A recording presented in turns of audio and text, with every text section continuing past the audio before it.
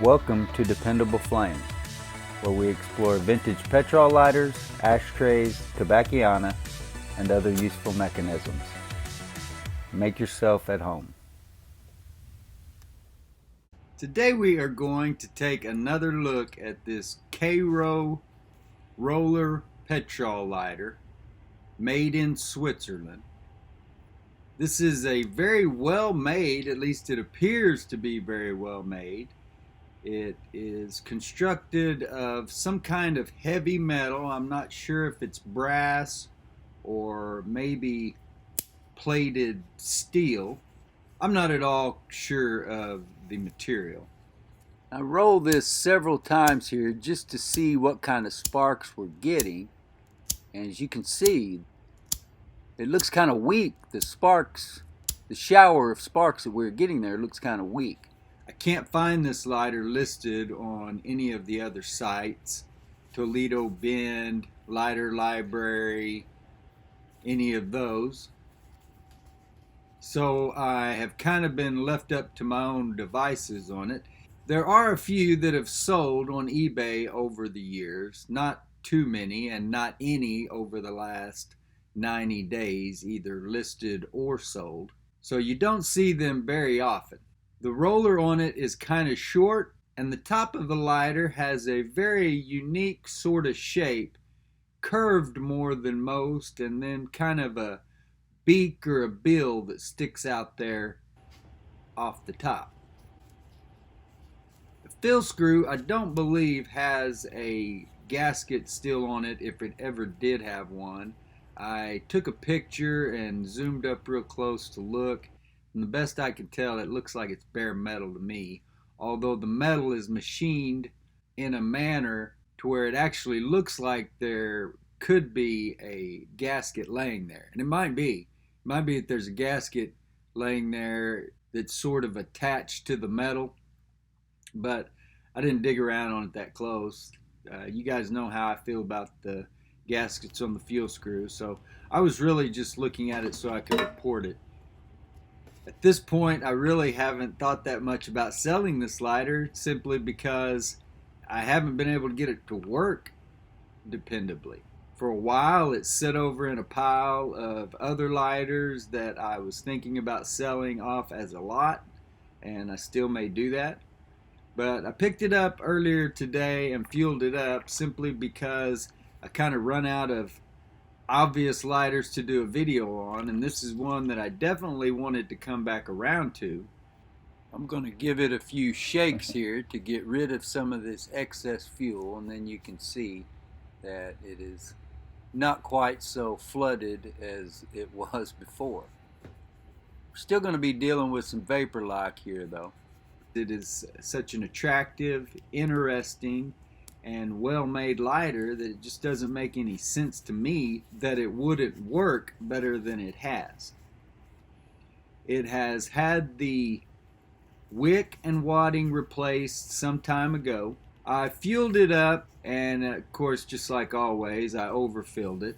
And when I started striking the lighter, hitting the roller, it was throwing fuel around. It did light a time or two, but I went ahead and closed it up and blew it off just to make sure that I had all the excess off. And I really wanted to see if this lighter would work better than it has and good enough that I could carry it. Who knows? Maybe even sell it.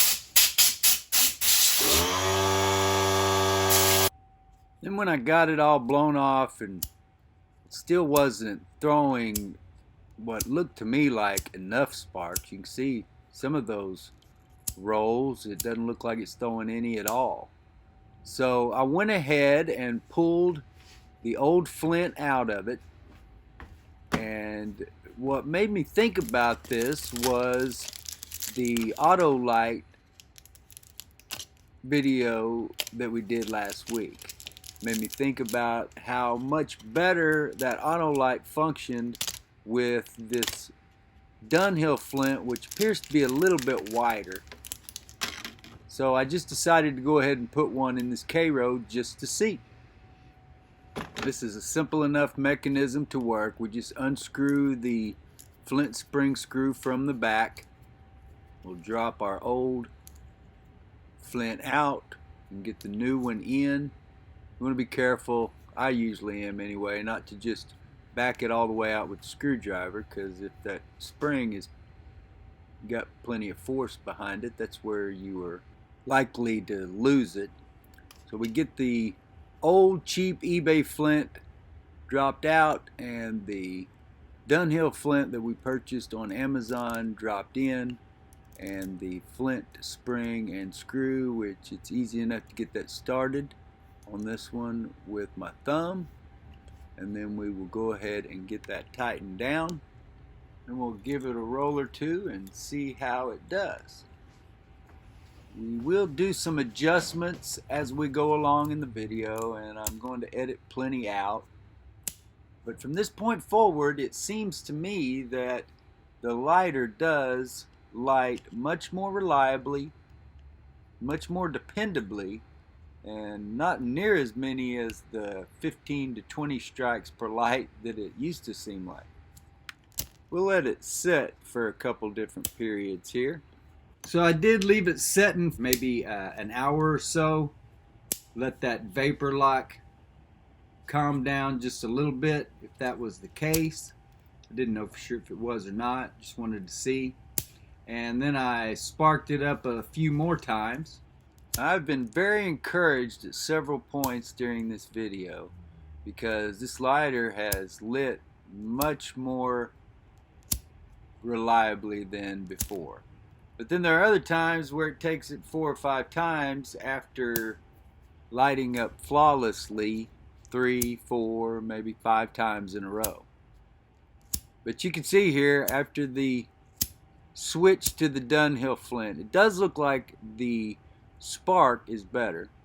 Definitely getting a better shower of sparks to the ignition area.